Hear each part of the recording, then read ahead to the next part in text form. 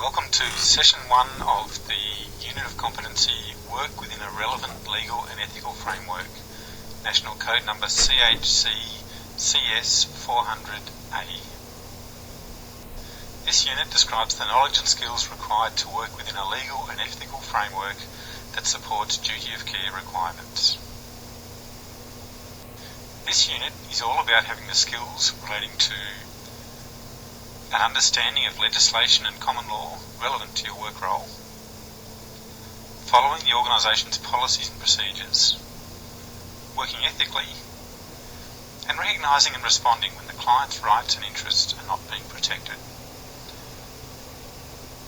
At times you'll be asked to examine your own value system and compare it with what's expected in a community services workplace and industry best practice.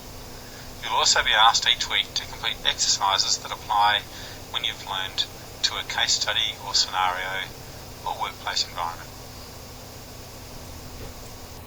So looking at the key words from each of those 4 learning outcomes, we can see that the learning outcomes are about knowing and responding to rules, either laws, the legislation and common law, policies and procedures, ethics and client rights. To put all this in context, policies and procedures are the rules that we have in our individual workplaces. They'll vary from one place of work to another, depending on where you're at the time. Codes of ethics are broader than that. They're the agreed principles that apply to all the organisations within the health and community services industries. Whereas the law, on the other hand, they apply to everybody in your state or your country, regardless of whether they're part of our industry or not. And rights are the principles that apply to everyone in the world, regardless of where they come from. We're going to put a discussion of rights aside for now and focus on the other 3, the legal, ethical and organisational rules that govern how we're going to act in the workplace. Of those 4 levels of rules, we're going to start right about the middle, discussing legislation and common laws. In one of our later sessions, we're going to discuss the difference between those 2 things, legislation and common law. But for now, it's going to be easy if we just know that these are 2 different ways that we make laws. And I'm kind of hoping that you're familiar with the law in a general sort of way. In all sorts of areas of day-to-day life, it's got a whole bunch of things that it says you have to do and things you can't. There's also a whole bunch of things that the law doesn't regulate, individual freedoms that it just stays out of. So, for example, in the area of driving, you have to get a car licence to drive on the road. You can't drive it dangerously, but the law doesn't really dictate what colour your car is or how old it is, so long as it's safe. We can say similar things about the law in most other areas, like personal relationships or buying and selling things. Things we have to do, things we can't do, and the things the law doesn't really care about. The important thing to remember is that this is not our only constraint, or even our main constraint in deciding what we're doing. And although the law is important, the importance of the law sometimes nudges our consideration of some of the other factors to the side. People's actions are sometimes affected by thinking that says things like, could I be sued for this? Or, well, technically there's no law against it. And ethical considerations get pushed aside.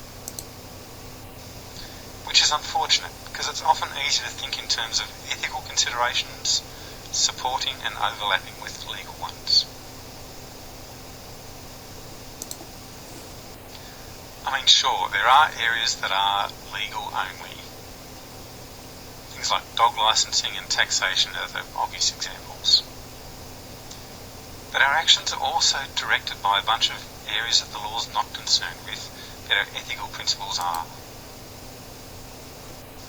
And most of the big issues are covered by both the law and the industry's ethical codes. And it's way easier to look at both of them together before exploring the issues around the edges. In a similar way, our organisation's policies and procedures support and reinforce the law and the ethical codes.